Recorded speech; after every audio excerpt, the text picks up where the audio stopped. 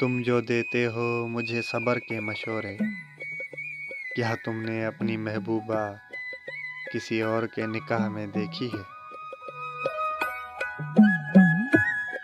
بہت بڑا کلیجہ چاہیے جناب اپنی محبت کو کسی اور کے ساتھ دیکھنے کے لیے، کیونکہ یہ وہ لمحہ ہوتا ہے جب دل کی دھڑکنیں خاموش ہو جاتی ہیں اور آنکھیں وہ منظر دیکھتی ہیں جسے روح نے کبھی قبول نہیں کیا تھا۔ یہ وہ اذیت ہے جو چیخیں مارتی ہے مگر زبان خاموش رہتی ہے۔ یہ وہ درد ہے جو سانسوں میں اتر کر ہر پل کو زہر بنا دیتا ہے۔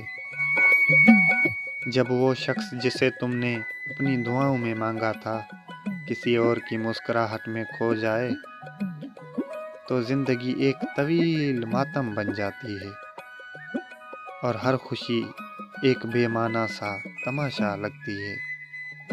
یہ وہ قربانی ہے جو نہ کسی کو دکھائی دیتی ہے نہ کسی کو سنائی دیتی ہے، بس اندر ہی اندر ایک شخص ٹوٹتا بکھرتا ہے اور پھر بھی مسکرا کر دنیا کو دکھاتا ہے کہ وہ ٹھیک ہے، حالانکہ وہ لمحہ اس کے روح کو ہمیشہ کے لیے خاموش کر چکا ہوتا ہے۔